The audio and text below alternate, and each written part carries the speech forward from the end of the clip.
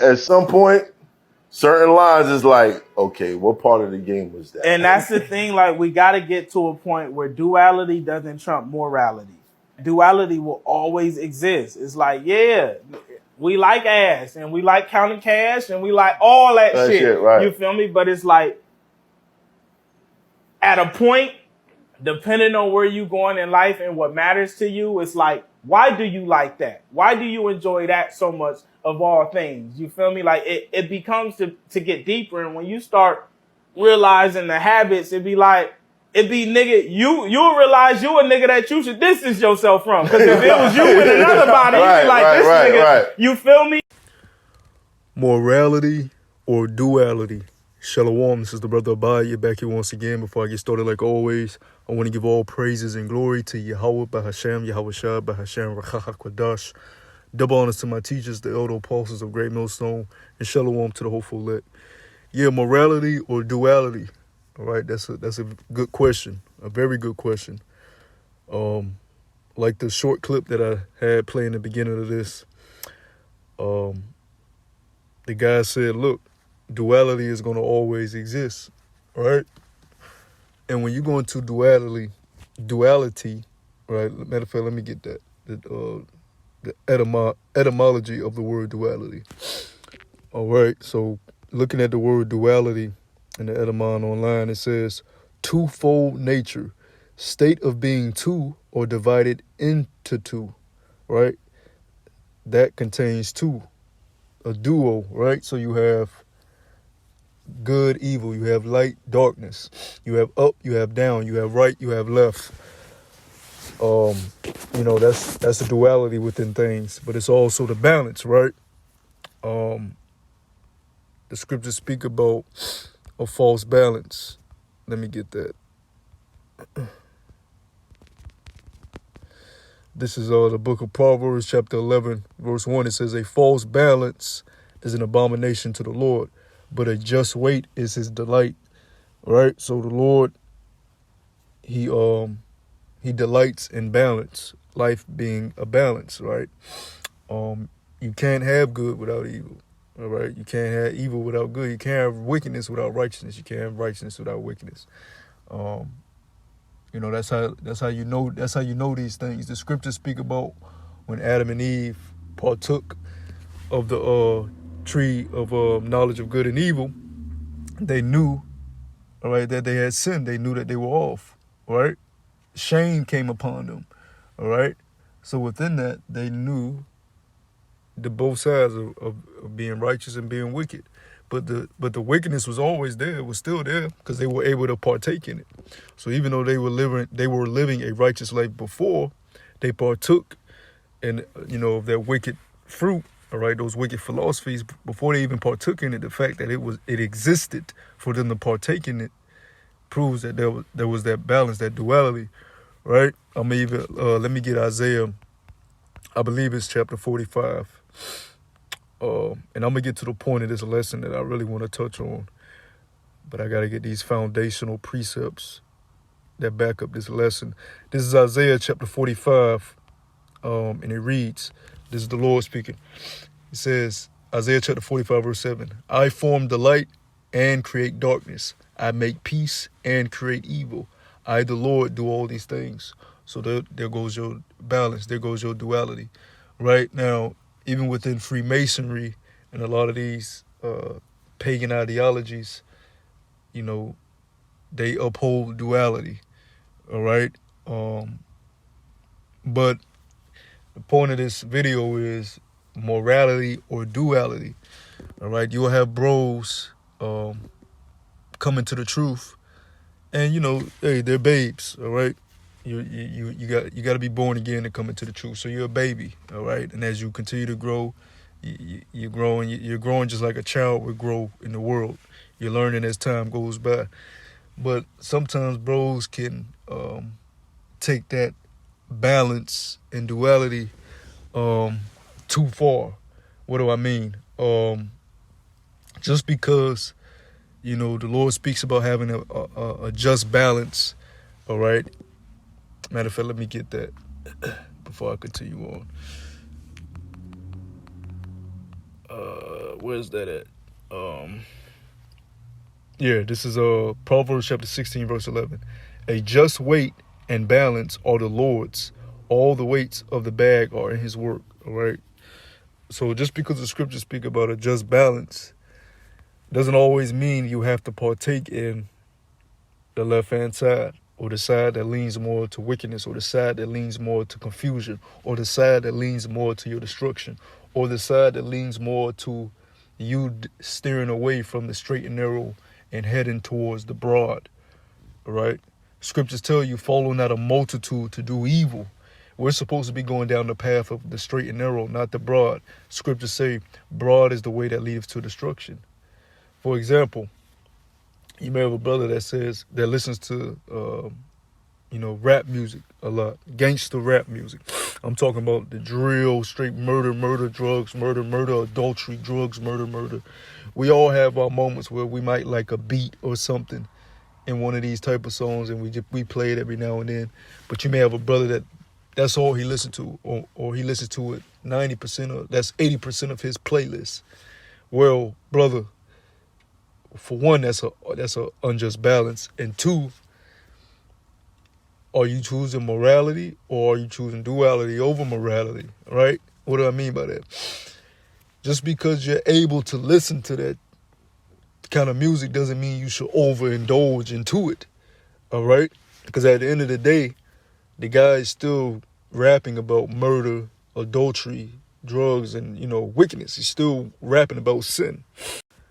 And all of us are in the flesh, and none of us are strong enough to be perfect. All right, we're not Yahweh, so we have our weak moments where the things we consume, whether it be through our ears, through our eyes, through our mouth, it can be a detriment to us. All right, if we're not circumspect and careful how we delve into these things. So a brother will say, man, we can listen to this. We can listen to this, man. It's about a balance, man. You can't be over righteous. It's about a balance. Well, you can't be a fool either. All right. You can't be a fool either. Morality or duality, right? If 80% of your playlist is nigger rap, you need to flip it to 80% being a more, not saying you got to listen to straight gospel music. I don't listen to that. But, music with some messaging, all right? Music with actual instruments. Because when you get on a certain level and you start to attain knowledge, you know that music contains certain frequencies and vibrations. You listen to some jazz, you find some soulful artists, you search and you'll find real music and better music that's actually good for the spirit, and not that drill, murder, heavy bass, wicked music, right? That you just vibe into just because you like the beat. All right, you don't want to overindulge in that. I'll give another example. Food. Right? A brother his diet might be very unhealthy, very, very unhealthy. All right?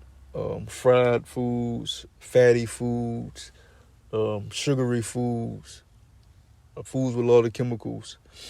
And the brother might say, well, I don't have the money to, eat clean, which that's an excuse, right?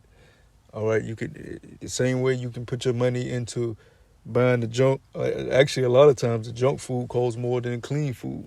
All right, especially if you're preparing your own food. All right, cooking your own food at home. But you guys will be like, hey man, you can't condemn me for my diet, which you're true, which you're right. A brother can't condemn you for your diet, but does that mean you overindulge in an unhealthy diet? Come on, you can't be a fool here, right? Oh, it's about a balance. You can't be over righteous. You can't just eat healthy. Nobody's telling you to be a monk and eat nothing but healthy shit.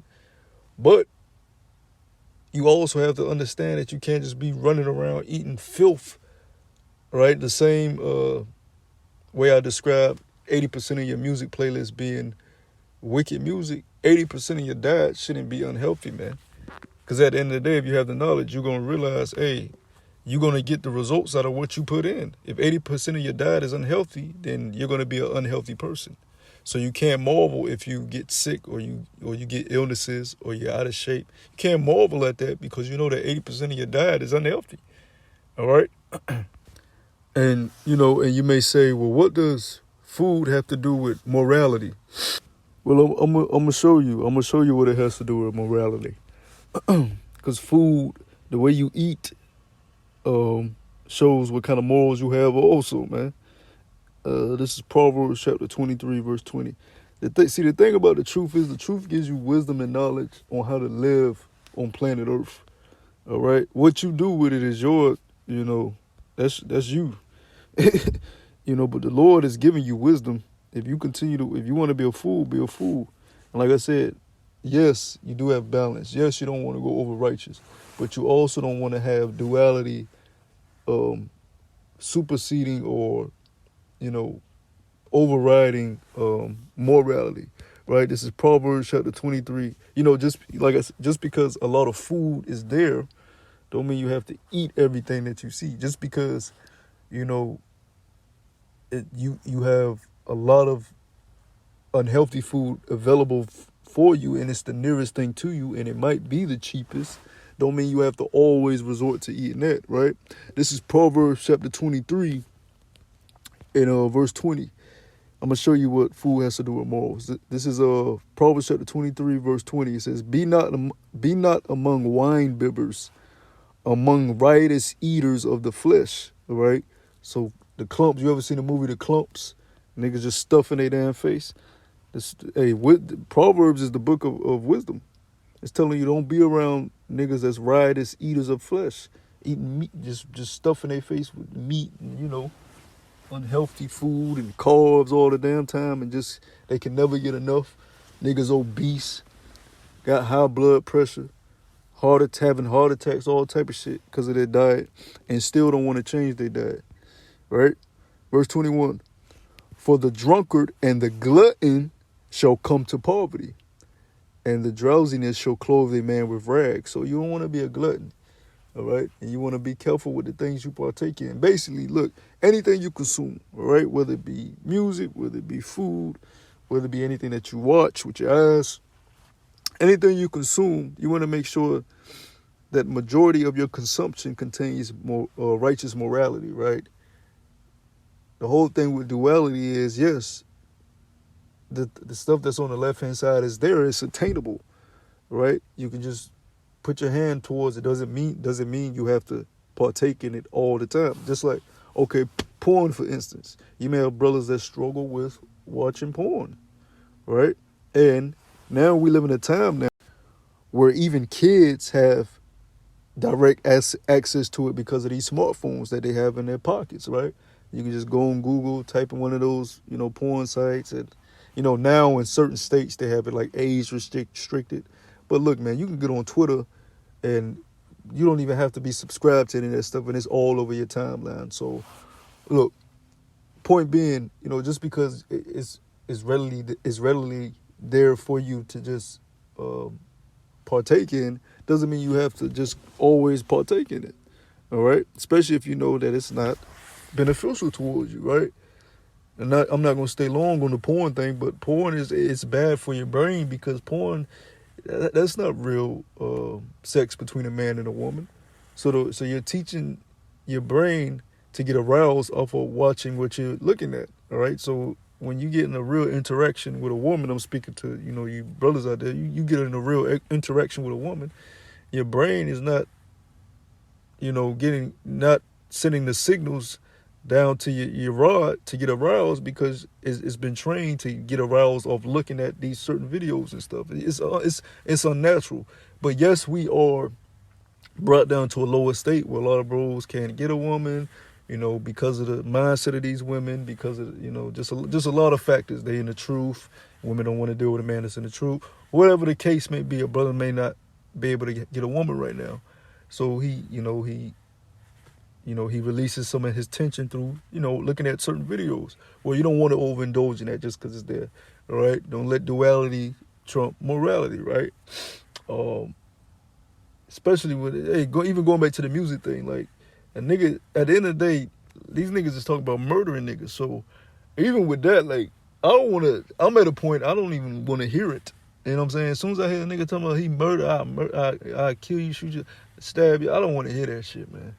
I immediately turn it off. I don't give a damn how good the beat is. I do not want to hear a nigga talking about murdering somebody just for nothing. And then they always talk about murdering other Jakes, people that look like them, live in the same communities they live in, got the same amount of money, if not less.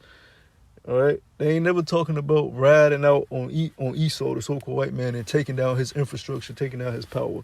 Not to say that should be what they should be rapping about, but you know, they only gangsters to their own people. You just had this guy, Young Thug, you know, he was in the courtroom, and then you had an Edomite woman judge making mockery of his raps, and he gotta sit up there on the stand and say, "Oh, all my raps are fake. I didn't mean any of it. Please let me go home." But when you outside here, when you get outside now, you want us to believe that your raps are real, and you want to talk about this kill murder shit and selling drugs to your own people.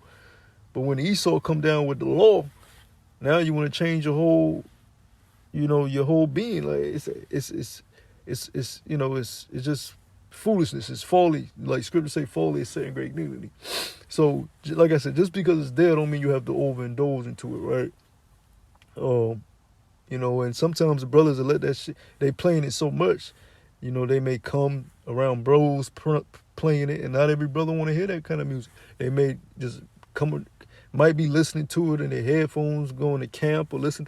Like even like on camp day, I make sure I'm not playing no nigga music that, you know, on the way to camp, bro. Like, if you a brother and you playing nigga music on the way to camp, you need to get, hey, where your mind at, right? Where's your mind at?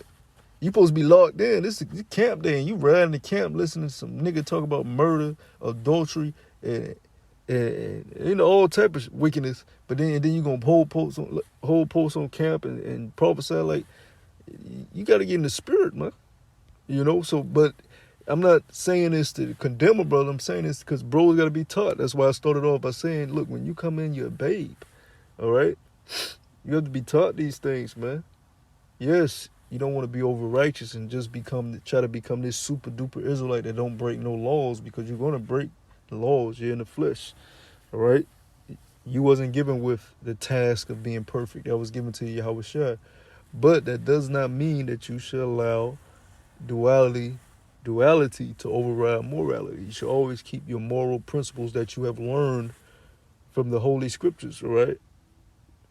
These are the things that have been passed down from our forefathers throughout the heritage of the nation of Israel, all right, through the spirit and power of Yahweh Shai. And you got to hold dear to these things, right? So, you know, this doesn't have to be a long lesson. I just wanted to touch on that because, you know, it was on my mind and I wanted to get it out. So, yeah, Lord willing, it was edifying. Do not let duality override morality, all right? Always keep your morality first. And, you know, move throughout the world knowing that, yes, you live through a balance. Yes, you don't try to kill yourself by being over-righteous. But no, if something is to your detriment and not your benefit, then you should minimize it as much as possible. You know, fight to minimize it as much as possible, because it's not benefiting you. So why would you want to overindulge in something that doesn't benefit you but does the opposite? Doesn't make sense. That's what fools do. So, Lord willing, this was edifying. Until the next time I say, Shalom.